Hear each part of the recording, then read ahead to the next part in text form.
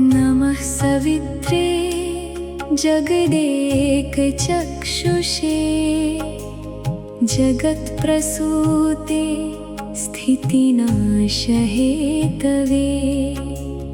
त्रयीमयाय त्रिगुणात्मधारिणे विरिञ्चि नारायण शङ्करात्मने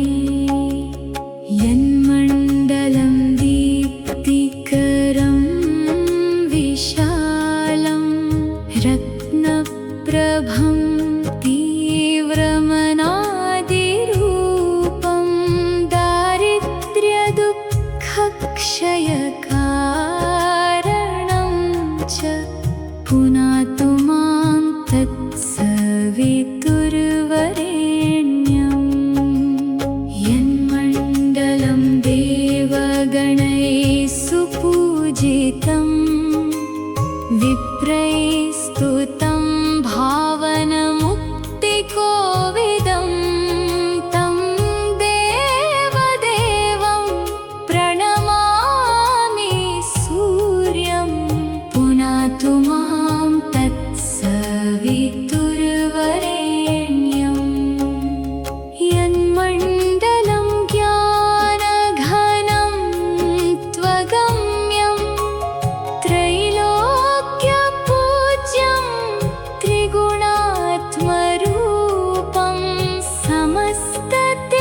समस्ततेजोमय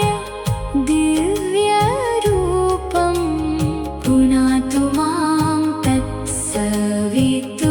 तत्सवितुर्वरेण्यं यन्मण्डलं गूढमति प्रबोधं धर्मस्य वृद्धिं कुरुते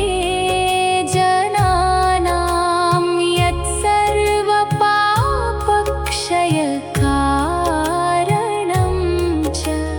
पुनातु मां तत्सवितुर्वरेण्यं यन्मण्डलं व्याधिविनाशदक्षं यदृग्यजुस्सामसु सम्प्रगीतं प्रकाशितं येन च भूर्भुवस्वः पुनातु मां तत्सवितुर्वरेण्यं यन्मण्डलं वेदविदो वदन्ति गायन्ति यच्चारणसिद्धसङ्घाः यद्योगिनो योगजुषां च सङ्घाः पुनातु मां तत्सवितुर्वरेण्यं यन्मण्डलं सर्वजनेषु पूजितं ज्योतिश्च कुर्यादिह मर्त्यलोके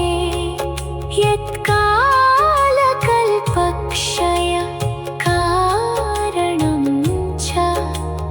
पुनातु मां तत्सवितुर्वरेण्यं यन्मण्डलं विश्वसृजां प्रसिद्धं उत्पत्तिरक्षा प्रलय प्रगल्भं यस्मिन् जगत्संहरतेऽखिलं च पुनातु मां तत्सवितुर्वरेण्यं यन्मण्डलं सर्वगतस्य विष्णोः आत्मा परं धाम विशुद्धतत्त्वं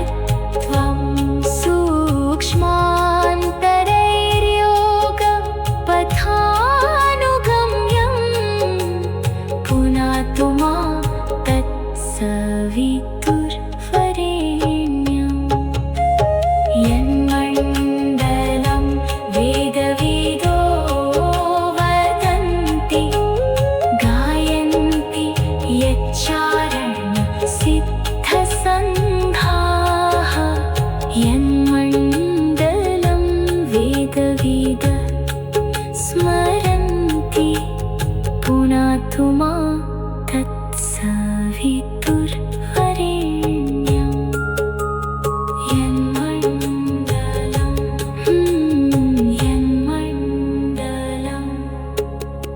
यन्मण्डलं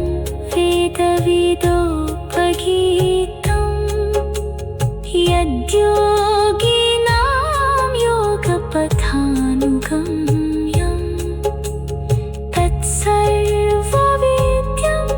प्रणमामि सूर्यं पुनातु मां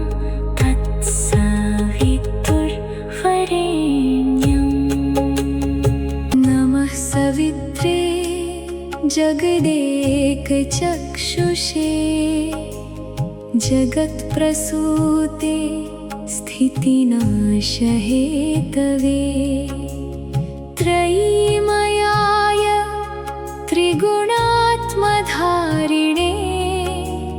विरिञ्चि नारायण शङ्करात्मने। यन्मण्डलं दीप्तिकरं विशालं रत्नप्रभं तीव्रमनादिरूपं दारिद्र्यदुःखक्षयकारणं च पुनातु मां तत्सवितुर्वरेण्यम्। यन्मण्डलं देवगणैः सुपूजितं विप्रैः स्तुतं भावनमुक्तिकोविदं तं देवदेवं प्रणमामि सूर्यं पुनातु मां तत्सवितुर्वरेण्यम्। यन्मण्डलं ज्ञानघनं त्वगम्यं त्रैलोक्यपूज्यं त्रिगुणात्मरूपं समस्ततेजोमय दिव्यरूपं पुनातु मां तत्सवितुर्वरेण्यम्। यन्मण्डलं गूढमति प्रबोधं धर्मस्य वृद्धिं कुरुते जनानां यत्सर्वपापक्षयकारणं च पुनातु मां तत्सवितुर्वरेण्यम्। यन्मण्डलं व्याधिविनाशदक्षं यदृग्यजुस्सामसु सम्प्रगीतं प्रकाशितं येन च भूर्भुवस्वः पुनातु मां तत्सवितुर्वरेण्यम्। यन्मण्डलं वेदविदो वदन्ति गायन्ति यच्चारणसिद्धसङ्घाः यद्योगिनो योगजुषां च सङ्घाः पुनातु मां तत्सवितुर्वरेण्यम्। यन्मण्डलं सर्वजनेषु पूजितं ज्योतिश्च कुर्यादिह मर्त्यलोके यत्कालकल्पक्षयकारणं च पुनातु मां तत्सवितुर्वरेण्यम्। यन्मण्डलं विश्वसृजां प्रसिद्धं उत्पत्तिरक्षा प्रलयप्रगल्भं यस्मिन् जगत्संहरतेऽखिलं च पुनातु मां तत्सवितुर्वरेण्यम्। यन्मण्डलं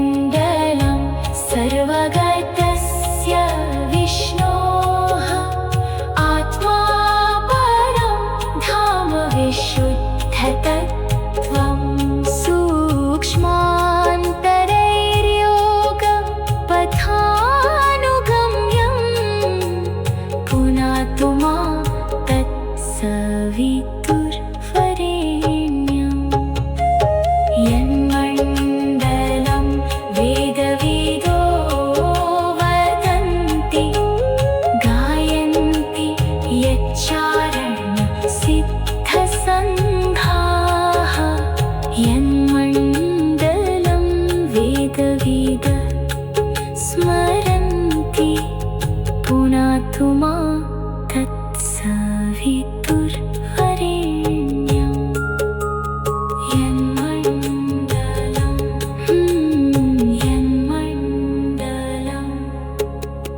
यन्मण्डलं वेदविदोपगीतं यद्योगिनां योगपथानुगम्यं तत्सर्ववेद्यं प्रणमामि सूर्यं पुनातु मां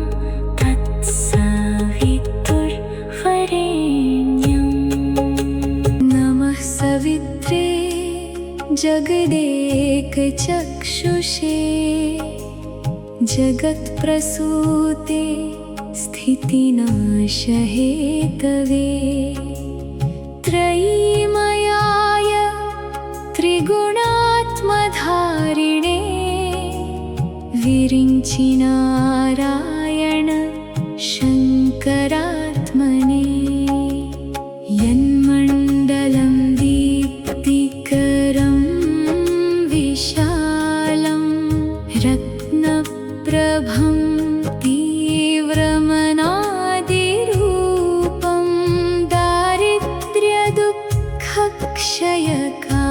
दारिद्र्यदुःखक्षयकारणं च पुनातु मां तत्सवितुर्वरेण्यं यन्मण्डलं देवगणैः सुपूजितं विप्रैः स्तुतं भावनमुक्तिकोविदं तं देवदेवं प्रणमामि सूर्यं पुनातु मां तत्सवितुर्वरेण्यं यन्मण्डलं ज्ञानघनं त्वगम्यं त्रैलोक्यपूज्यं त्रिगुणात्मरूपं समस्ततेजोमय दिव्यरूपं पुनातु मां तत्सवितुर्वरेण्यं यन्मण्डलं गूढमति प्रबोधं धर्मस्य वृद्धिं कुरुते जनानां यत्सर्वपापक्षयकारणं च पुनातु मां तत्सवितुर्वरेण्यं यन्मण्डलं व्याधिविनाशदक्षं यदृग्यजुस्सामसु सम्प्रगीतं प्रकाशितं येन च भूर्भुवस्वः पुनातु मां तत्सवितुर्वरेण्यं यन्मण्डलं वेदविदो वदन्ति गायन्ति यच्चारणसिद्धसङ्घाः यद्योगिनो योगजुषां च सङ्घाः पुनातु मां तत्सवितुर्वरेण्यं यन्मण्डलं सर्वजनेषु पूजितं ज्योतिश्च कुर्यादिह मर्त्यलोके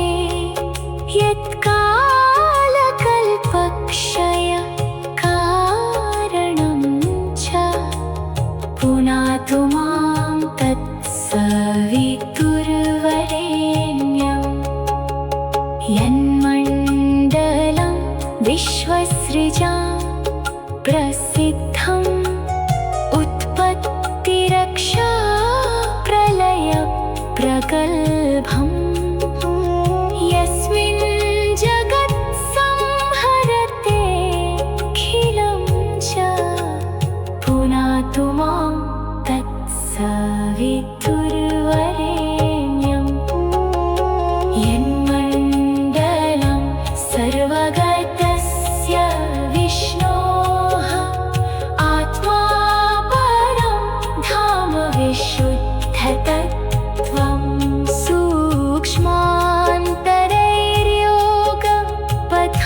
सूक्ष्मान्तरैर्योगपथानुगम्यं पुनातु मां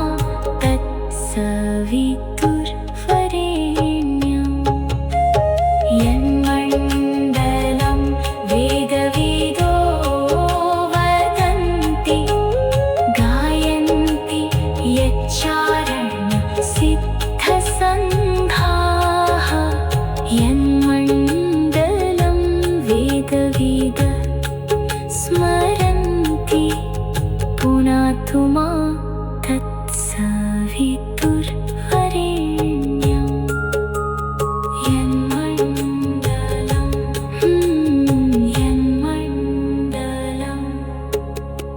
यन्मण्डलं वेदविदोपगीतं यद्योगिनां योगपथानुगम्यं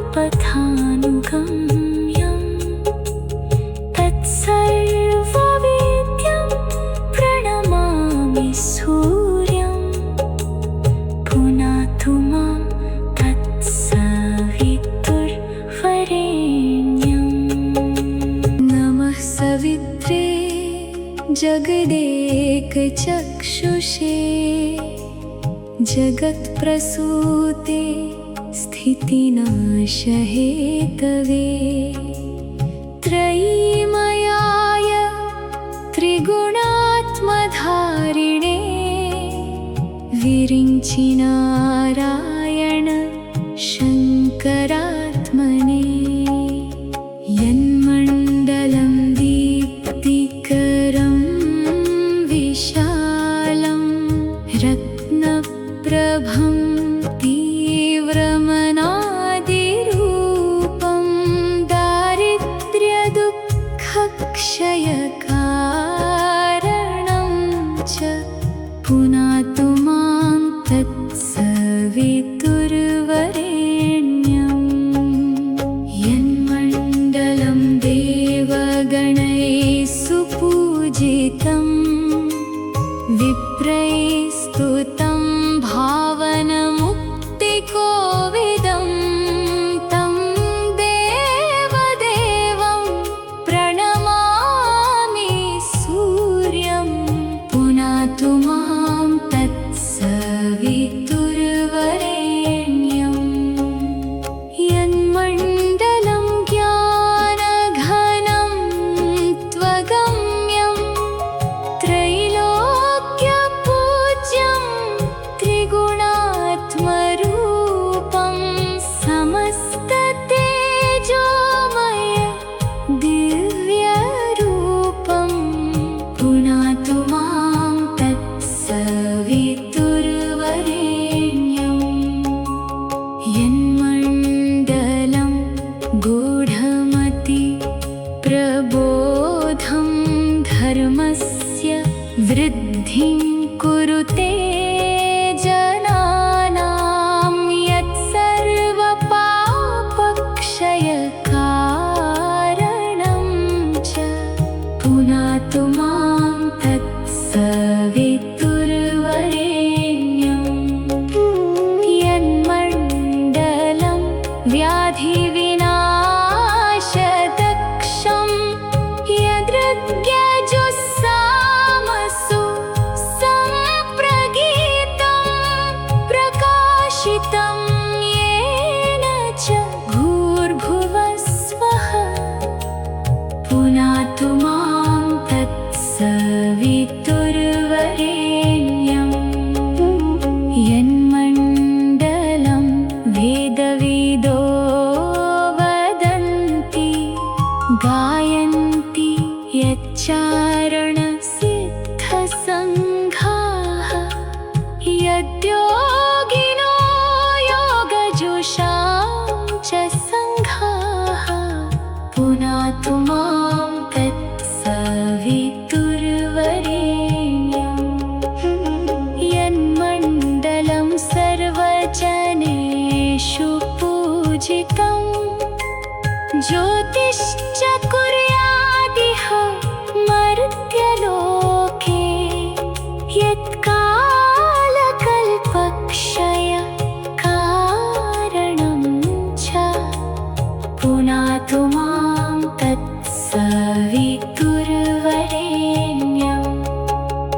यन्मण्डलं विश्वसृजां प्रसिद्धम् उत्पत्तिरक्षा प्रलय प्रगल्भम् यस्मिन् जगत्संहरतेऽखिलं च पुनातु मां तत्सवितुर्वरेण्यम् यन्मण्डलं सर्वगतस्य विष्णोः आत्मा परं धाम विशुद्धतत्त्वं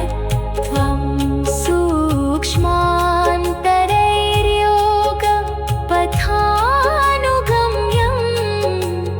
पुनातु मां तत्सवितुर्वरेण्यम् यन्मण्डलं वेदविदो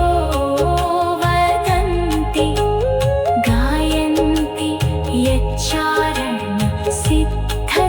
यच्चारणसिद्धसङ्घाः यन्मण्डलं वेदविद स्मरन्ति पुनातु मां तत्सवितुर्वरेण्यम्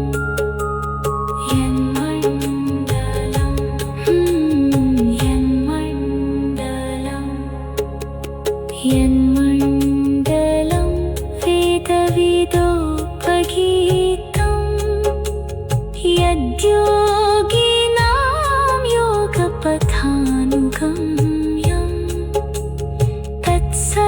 तत्सर्ववेद्यं प्रणमामि सूर्यं पुनातु मां तत्सवितुर्वरेण्यम् नमः सवित्रे जगदेकचक्षुषे जगत्प्रसूते स्थितिनाशहेतवे त्रयीमयाय त्रिगुणात्मधारिणे विरिञ्चि नारायण शङ्करात्मने यन्मण्डलं दीप्तिकरं विशालं रत्नप्रभं तीव्रमनादिरूपं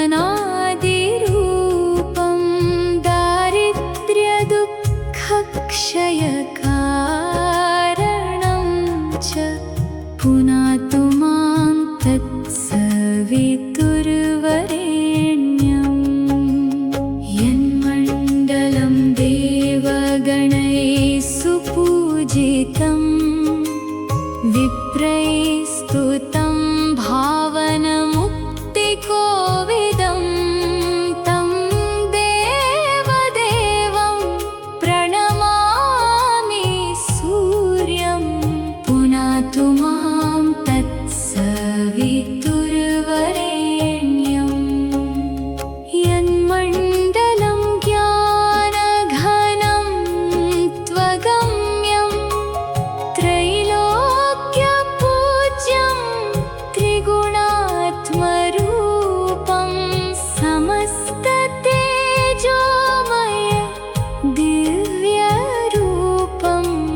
पुनातु मां तत्सवितुर्वरेण्यम् यन्मण्डलं गूढमति प्रबोधं धर्मस्य वृद्धिं कुरुते जनानां यत्सर्वपापक्षयकारणं च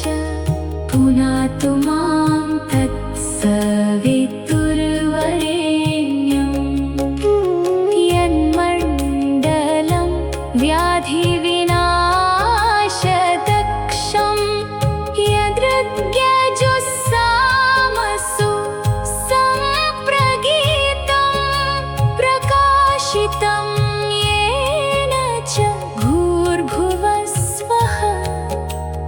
पुनातु मां तत्सवितुर्वरेण्यम्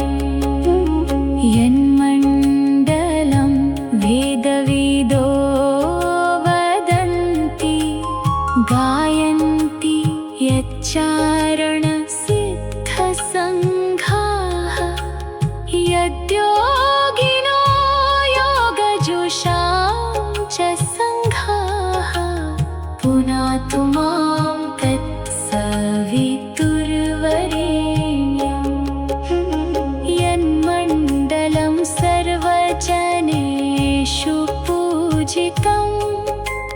ज्योतिश्च कुर्यादिह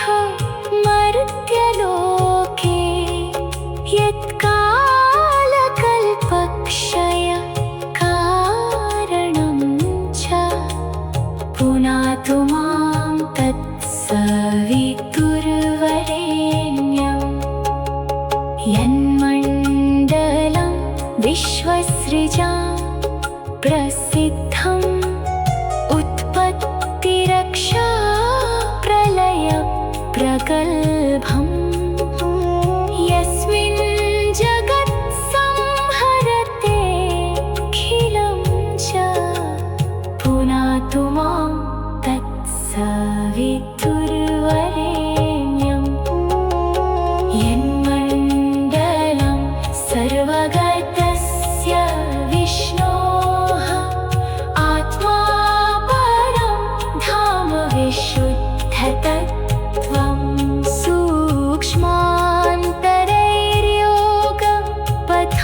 सूक्ष्मान्तरैर्योगपथानुगम्यं पुनातु मां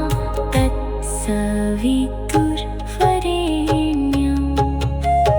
यन्मण्डलं वेदविदो वदन्ति गायन्ति यच्चारणसिद्धसङ्घाः यन्मण्डलं वेदविद स्मरन्ति पुनातु मां तत्सवितुर्वरेण्यम् यन्मण्डलं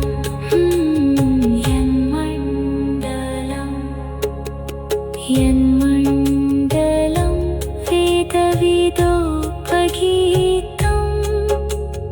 यद्योगिनां योगपथानुगम्यम् तत्सर्ववेद्यं प्रणमामि सूर्यं पुनातु मां तत्सवितुर्वरेण्यम् नमः सवित्रे जगदेकचक्षुषे जगत्प्रसूते स्थितिनाशहेतवे त्रयीमयाय त्रिगुणात्मधारिणे विरिञ्चि नारायण शङ्करात्मने यन्मण्डलं दीप्तिकरं विशालं रत्नप्रभं तीव्रमनादिरूपं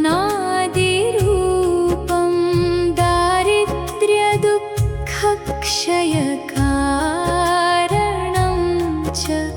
पुनातु मां तत्सवितुर्वरेण्यम् यन्मण्डलं देवगणैः सुपूजितं विप्रैः स्तुतं भावनमुक्तिकोविदं तं देवदेवं प्रणमामि सूर्यं पुनातु मां तत्सवितुर्वरेण्यम् यन्मण्डलं ज्ञानघनं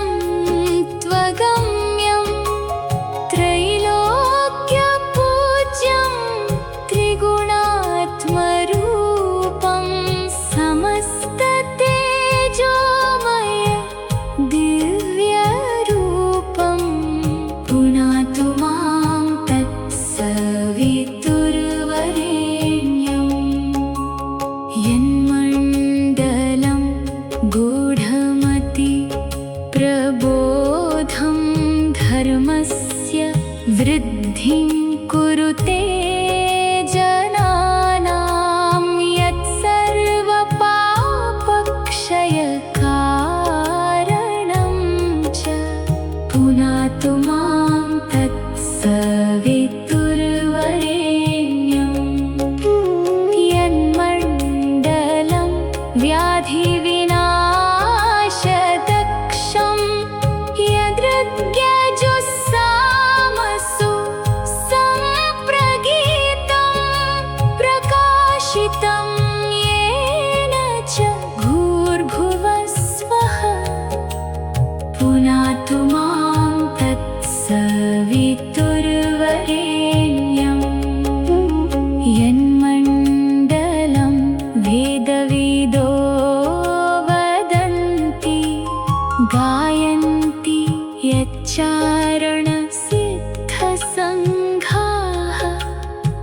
यद्योगिनो योगजुषां च सङ्घाः पुनातु मां तत्सवितुर्वरेण्यं यन्मण्डलं सर्वजनेषु पूजितं ज्योतिश्च कुर्यादिह मर्त्यलोके यत्कालकल्पक्षय कारणं च पुनातु मां तत्सवितुर्वरेण्यं यन्मण्डलं विश्वसृजां प्रसिद्धम् उत्पत्तिरक्षा प्रलय प्रगल्भम् यस्मिन् जगत्संहरतेऽखिलं च पुनातु मां तत्सवितुर्वरेण्यं यन्मण्डलं सर्वगतस्य विष्णोः आत्मा परं धाम विशुद्धतत्त्वं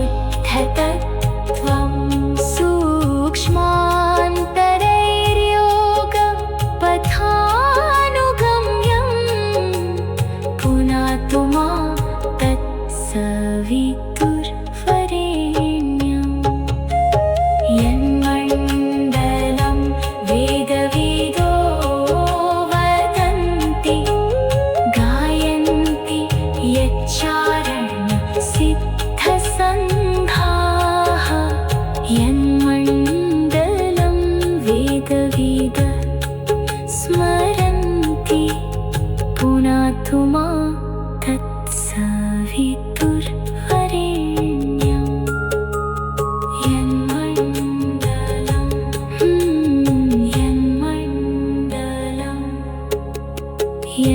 यन्मण्डलं वेदविदोपगीतं यद्योगिनां योगपथानुगम्यं तत्सर्ववेद्यं प्रणमामि सूर्यं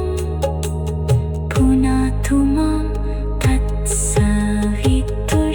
तत्सवितुर्वरेण्यं नमः सवित्रे जगदेकचक्षुषे जगत्प्रसूते स्थितिनाशहेतवे त्रयीमयाय त्रिगुणात्मधारिणे विरिञ्चि नारायण शङ्करात्मने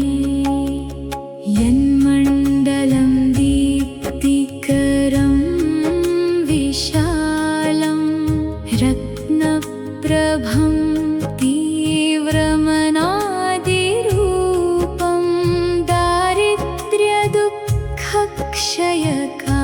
दारिद्र्यदुःखक्षयकारणं च पुनातु मां तत्सवितुर्वरेण्यं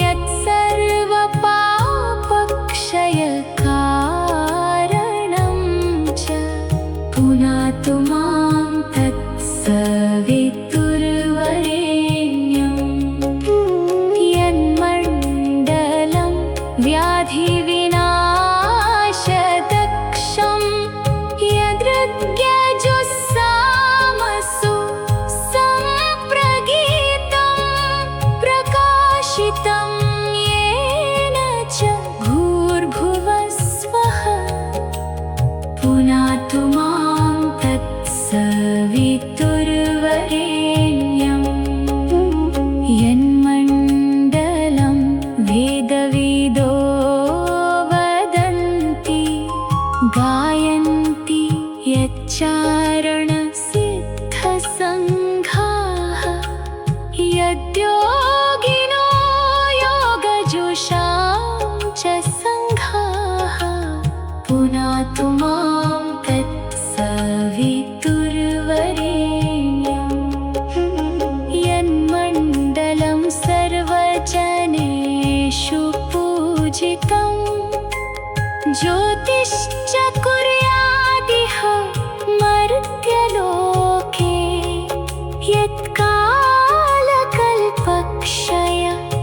यत्कालकल्पक्षयकारणं च पुनातु मां तत्सवितुर्वरेण्यं यन्मण्डलं विश्वसृजां प्रसिद्धम् उत्पत्तिरक्षा प्रलयप्रगल्भम् यस्मिन्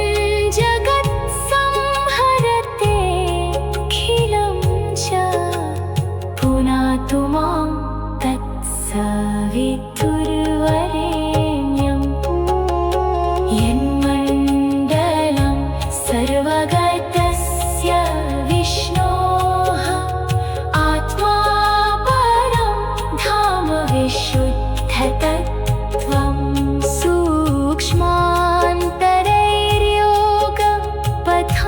सूक्ष्मान्तरैर्योगपथानुगम्यं पुनातु मां तत्सवितुर्वरेण्यं यन्मण्डलं वेदविदो वदन्ति गायन्ति यच्चारणसिद्धसङ्घाः यन्मण्डलं वेदविद स्मरन्ति पुनातु मां तत्सवितुर्वरेण्यं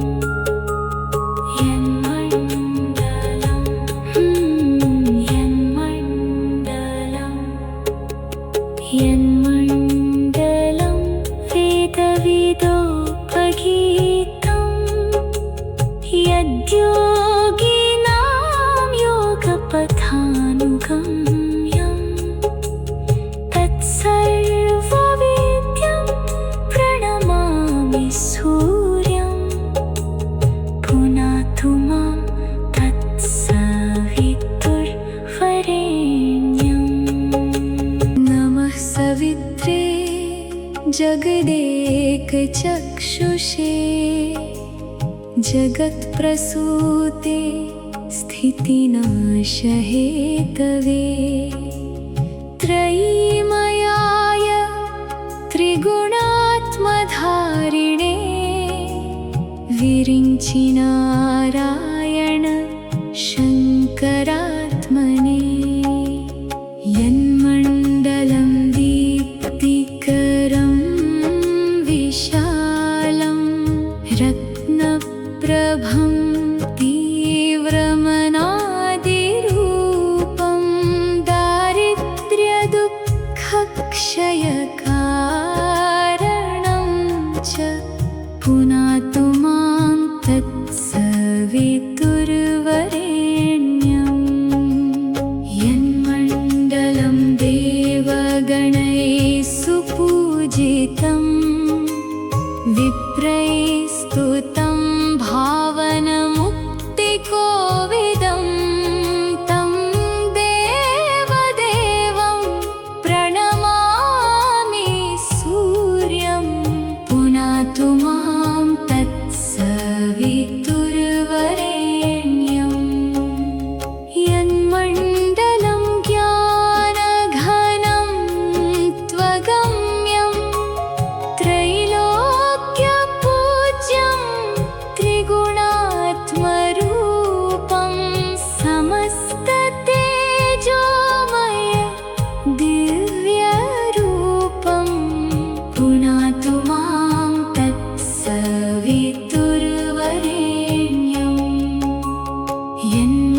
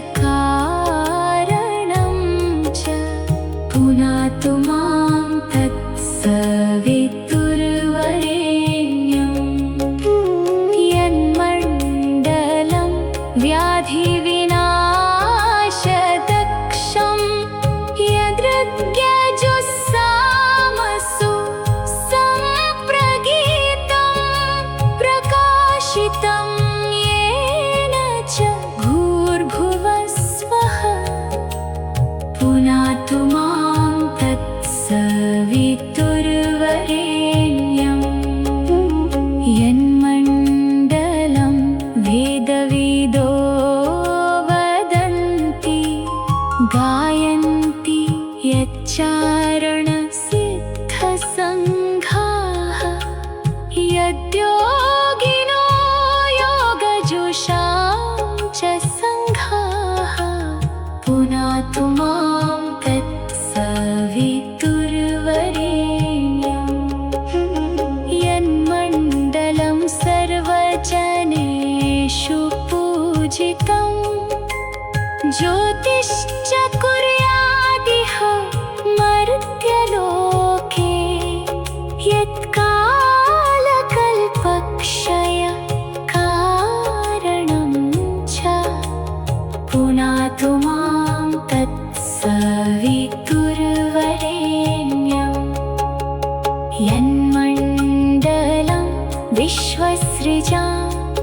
प्रसिद्धम् उत्पत्तिरक्षा प्रलय प्रगल्भम् यस्मिन्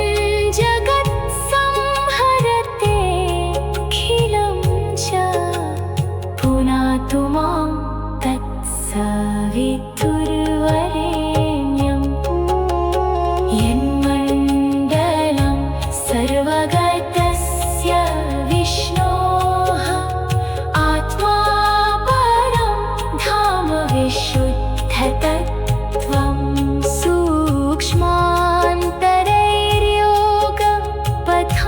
सूक्ष्मान्तरैर्योगपथानुगम्यं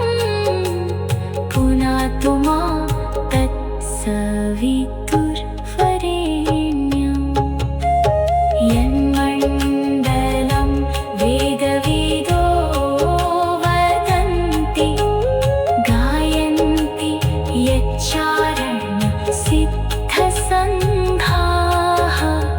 यन्मण्डलं वेदविद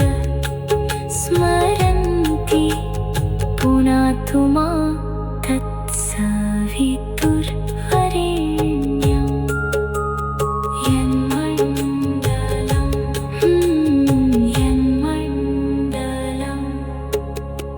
यन्मण्डलं वेदविदोपगीतं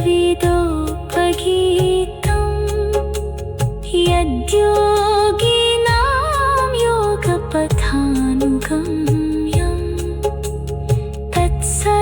तत्सर्ववेद्यं प्रणमामि सूर्यं पुनातु मां तत्सवितुर्वरेण्यं नमः सवित्रे जगदेकचक्षुषे जगत्प्रसूते स्थितिनाशहेतवे त्रयीमयाय त्रिगुणात्मधारिणे विरिञ्चि नारायण शङ्करात्मने यन्मण्डलं दीप्तिकरं विशालं रत्नप्रभं तीव्रमनादिरूपं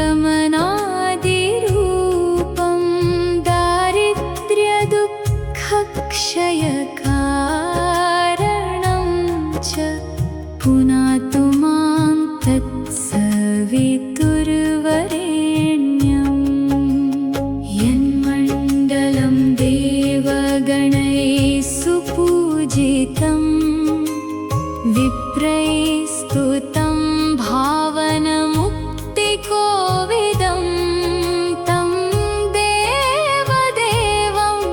प्रणमामि सूर्यं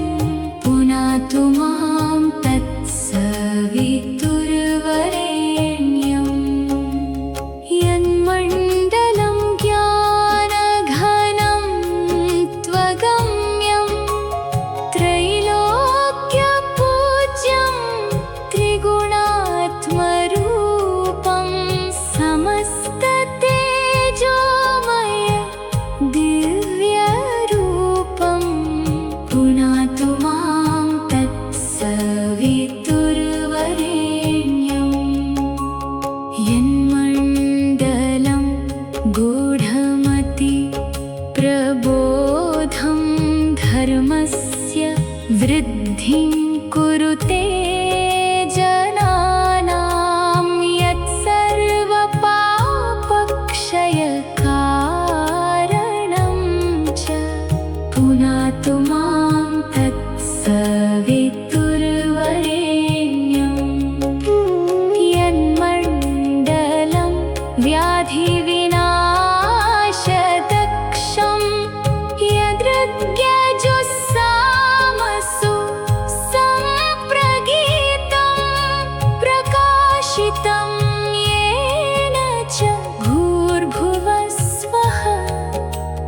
पुनातु मां तत्सवितुर्वरेण्यं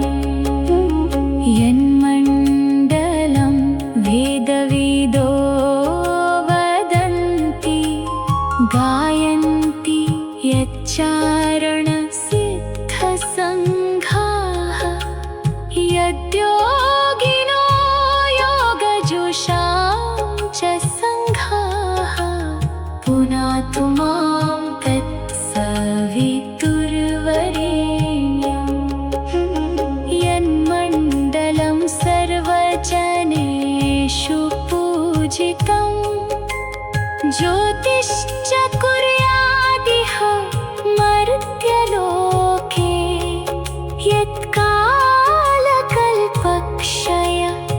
यत्कालकल्पक्षयकारणं च पुनातु मां तत्सवितुर्वरेण्यं यन्मण्डलं विश्वसृजां प्रसिद्धम् उत्पत्तिरक्षा प्रलयप्रगल्भम् यस्मिन् जगत्संहरतेऽखिलं च पुनातु मां तत्सवितुर्वरेण्यं यन्मण्डलं सर्वगतस्य विष्णोः आत्मा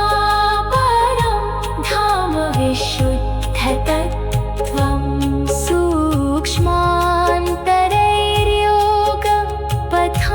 सूक्ष्मान्तरैर्योगपथानुगम्यं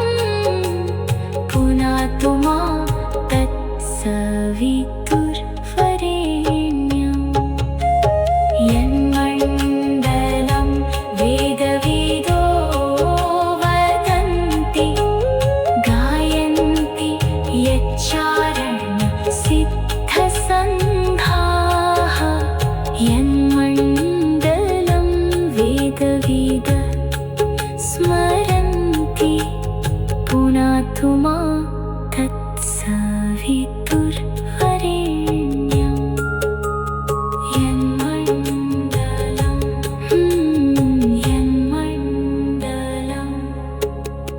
यन्मण्डलं वेदविदोपगीतं यद्योगिनां योगपथानुगम्यं तत्सर्ववेद्यं प्रणमामि सूर्यं पुनातु मां तत्सवितुर्वरेण्यं नमः सवित्रे जगदेकचक्षुषे जगत्प्रसूते स्थितिनाशहेतवे त्रयीमयाय त्रिगुणात्मधारिणे विरिञ्चि नारायण शङ्करात्मने यन्मण्डलं दीप्तिकरं विशालं रत्नप्रभं तीव्रमनादिरूपं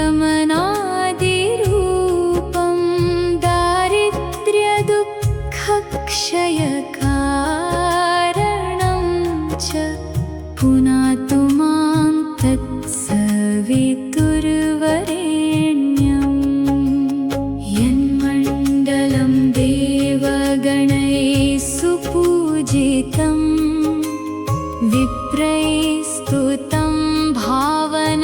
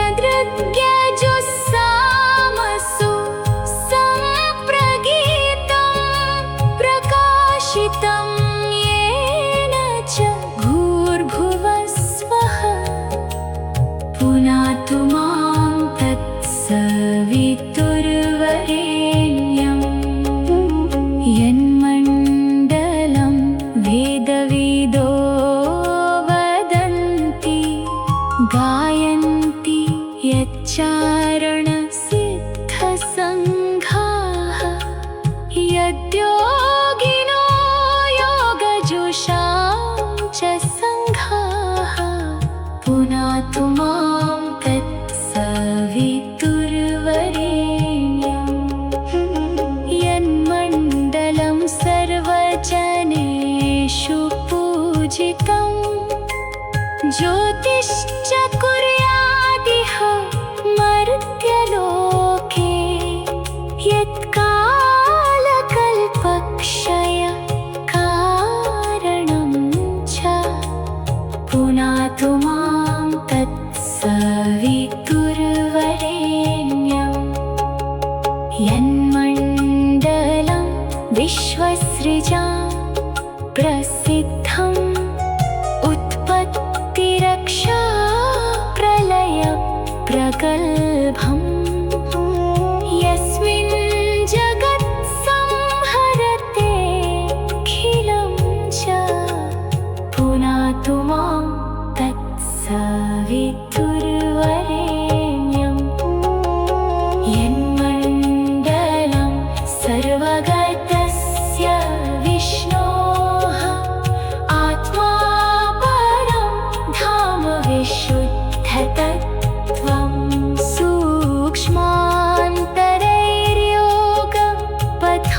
सूक्ष्मान्तरैर्योगपथानुगम्यं पुनातु मां तत्सवितुर्वरेण्यम् यन्मण्डलं वेदविदो वदन्ति गायन्ति यच्चारणसिद्धसङ्घाः यन्मण्डलं वेदविद स्मरन्ति पुनातु मां तत्सवितुर्वरेण्यम्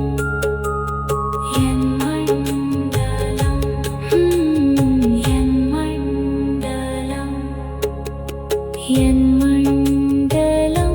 वेदविदोपगीतं यद्यो